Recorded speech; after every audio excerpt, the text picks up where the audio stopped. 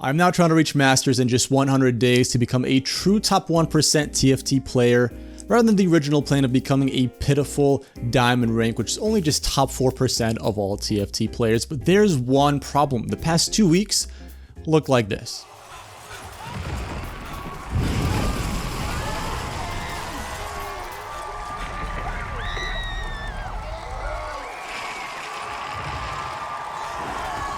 Everyone was either forcing Syndra, Kog'Maw, or running a Karma carry, and unless you lucked out with augments or really good items, that was pretty much your choice if you wanted to go top 4. I didn't want to be a filthy Syndra spammer, and I experimented with a whole bunch of different comps, but I quickly learned that none of them really worked. Like, I very much felt like a baby learning to walk if that baby was from Alabama and was dropped on its head every day since it was born. That was me. And because I did change my goal from Diamond to Masters, I am becoming an American politician and changing the rules retroactively to benefit myself and only myself by allowing myself to look at all of the comp lists starting on day 7 instead of the originally planned day 20. That's because in my original timeline, I was assuming I'd hit gold around week 3 or 4, then plat week 6, emerald week 10, and then diamond week 14.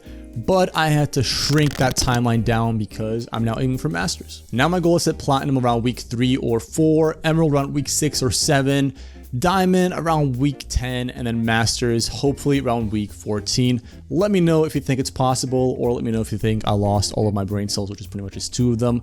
But either way, let me know. Now, the first couple days of these past 2 weeks, I tried out as many comps as I could without really caring about winning or losing. I played Mage, Eldritch, Witchcraft, Portal, Chrono Arcana, Sugarcraft, Fairy, Hunter, Pyro, Frost, Druid, Scholar, Honeymancer, Incantor. I tried pretty much every comp the game made easy for me to get, and somehow after grinding out 14 games on day 3, I managed to hit silver. But at this point, I used my last remaining brain cells to figure out why I kept going 8th and 7th after hitting silver. I kept getting baited by stupid augments, especially those little emblem augments, because in my little caveman brain, hey, more units of the same trait means good, right? Well, no. My default has always been taking these augments, but every time I take them, I just get absolutely destroyed. Just take a look at this ranking graph and let's zoom in on this section. This is when I was getting masterfully baited by all of these augments. But once I stopped taking all of these masterfully baited augments, I stopped losing and went on a win streak. Who would have thought? Wow. With this newfound knowledge, I climbed from silver 4 to 2, and I realized that the meta was switching up faster than Drake's entire fanbase switched up on him after Kendrick dropped Not Like Us. And I don't know why this was happening. You know, maybe it was because when I started out low rank, really there was no meta. And then as I kind of went up on ranks, there was a resemblance of a meta, and I wasn't really used to that. The first 3 days, I could play Portal, Eldritch, Multi-Striker without being too contested. But then it's as if everyone woke up on day 4 and it was like, oh my god, Syndra's OP, Kassadin's OP, Multi-Strikers are OP. So then every build from then on was pretty contested, at least the builds I figured out because I wasn't looking at comps at that point yet.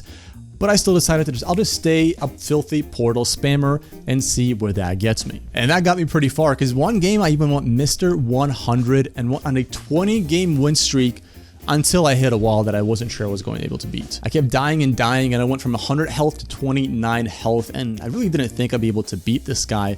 But I was able to use my last 2 remaining brain cells to swap Nami in for Ezreal, somehow survive until round 9, and then add Milio in for a clutch first place. And oh man, that felt so good. I felt like I was a genius, even though I just lucked out there. But at that point, I think I used up all of my remaining brain cells because I kept making one mistake over and over again, which was buying the spatula charm when I couldn't use it. In my last game of day 4, I once again was playing Portal, and I was doing pretty well, and I saw the spat charm, and I took it on 5-2.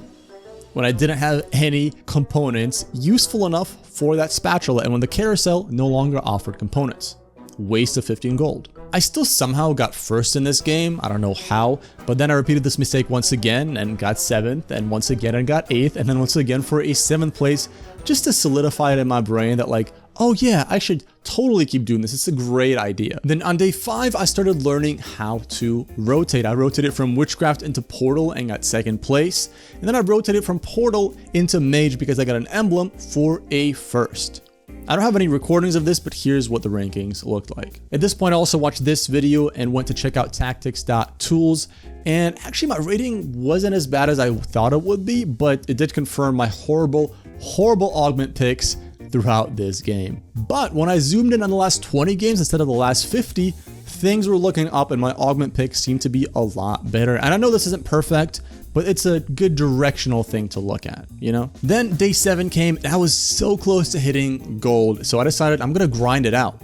And I tried. I really tried to grind it out on day 7. But I got a 6th place, an 8th place, and a 6th place, and I was just getting tilted, so I couldn't do it. That last game especially, I went Vanguard Incantor with a Syndra because I saw that was the top comp, S tier comp, guaranteed easy money win.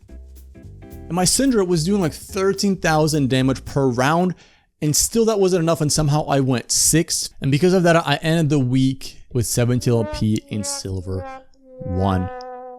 And the next day, I had gold! Let's go, baby! I got first in Portal once again, created a Jinx that printed literally infinite gold to get a 2nd, and then clutched a 3rd place with Eldrick after falling down to just 3 health. I then decided I'm doing pretty well, so let me try to play some of the top comps and the best items based on Meta TFT and Tactics.tools, and that was a mistake. I got absolutely rolled for 6 games straight. You know, I get that certain items and augments and whatnot are better for certain characters, but I do find it absurd that this item has a 0.1 higher rate of placement for this character, so you can only play this item. Like, I find that absurd. That's just dumb. That's not a game.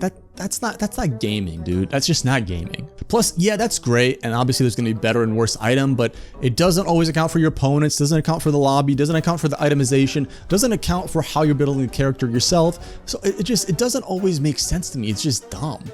Like, trying to play purely by stats is just boring. Like, one, at that point, you're just a fleshy, moist extension of the digital sentience that is telling you, oh, this is better and this is worse. Like, you're no better than AI at that point. And two, it doesn't actually seem like the optimal way to play because you're always looking backwards, right? You're always looking back like, oh, retroactively, this is the best performing thing.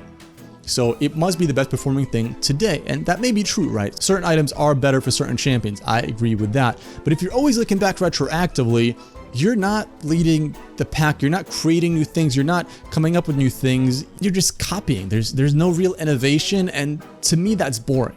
Like, yes, it's good to know when I'm trying to learn this, like which items are good for which champion, but to me it's more important to understand why those items are good for that champion, right? So why was Aginsu's better than Shojin on Syndra in that last patch? Why is Wormong's really good on Nunu? Like, certain items, you gotta understand why they're good, and then you can adjust based on what you're playing. But then again, what do I know? I'm just a lowly gold player trying to figure out this game. I could be completely wrong, but it just doesn't seem like a fun way to play the game.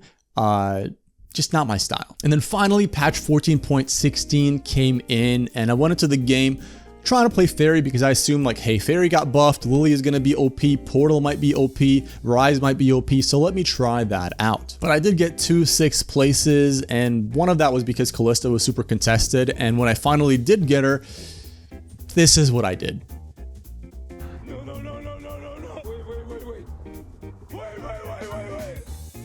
Don't ask me why I did that. I don't know. I literally had to watch an instant replay because I was like, yes, wait, what happened there? Like, I had to rewatch the recording to figure out what happened. But anyway, next week, my goal is to hit plat or to get close. So actually figure out maybe 2 to 3 comps that I can play consistently, because this set seems to be very reroll comp based. And as a newish TFT player, that's kind of hard to be really good at. The good news, it does seem more balanced now, and there are different augments that actually push you towards selecting different champions. And I am a little bit more comfortable playing different verticals now. So I do think I should be able to hit plat or at least get close next week. But of course, let me know what you think. Do you think I can hit plat next week? Do you think this whole challenge is gonna be a bust? Let me know. I'll see you in the next video.